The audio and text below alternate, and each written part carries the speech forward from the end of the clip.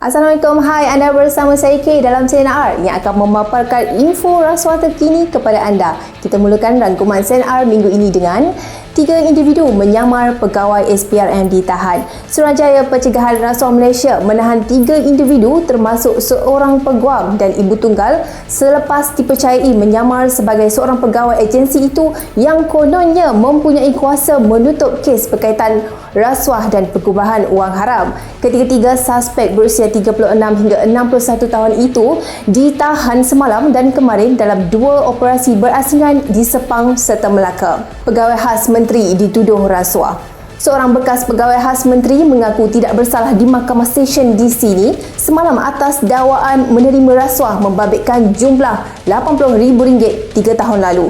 Tertuduh Zailan Jauhari 47 tahun didakwa menerima rasuah secara tunai berjumlah RM20,000 dan dalam bentuk sekeping cek Bank Islam Malaysia Berhad bertarikh 10 Januari 2014 berjumlah RM60,000 daripada individu bernama Siti Rahmah Sabil. Bayaran itu sebagai upah melakukan transaksi bagi syarikat KCM Maju Resources dan syarikat Sri Kajang Jaya mendapatkan tender kerja pembersihan sekolah di Zon 2 dan Zon 4 dalam daerah Kuala Selangor daripada Kementerian Pendidikan Malaysia. Seterusnya, suami isteri pegawai Tentera Laut Diraja Malaysia didenda dan dipenjara. Sepasang suami isteri yang juga pegawai Tentera Laut Diraja Malaysia TLDM dihukum penjara dan denda oleh pegawai seksyen di sini semalam selepas mereka mengaku salah atas nyarah rasuah. Lieutenant Commander Rizal Rahman Ghazali, 38 tahun, mengaku salah terhadap 4 pertuduhan pilihan dan dihukum penjara 9 bulan serta denda RM20,000 bagi setiap pertuduhan.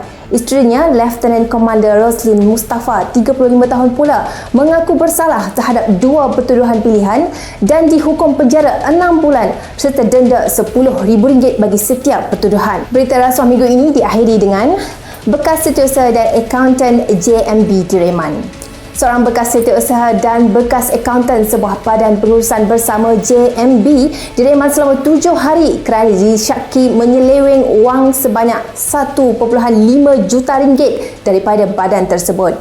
Perintah reman itu yang bermula hari ini sehingga 7 Februari depan dikeluarkan oleh Magistrate NIT Isfahani Tasnim Wan Abdul Rahman terhadap kedua-dua suspek yang masing-masing berumur 53 tahun dan 37 tahun. Sekian rangkuman berita CNR untuk minggu ini. Jangan lupa layari www.sprm.gov.my atau saluran YouTube dan Facebook SPRM untuk berita-berita terkini. Benci, tolak, perangi rasuah. Saya K untuk CNR. Ciao.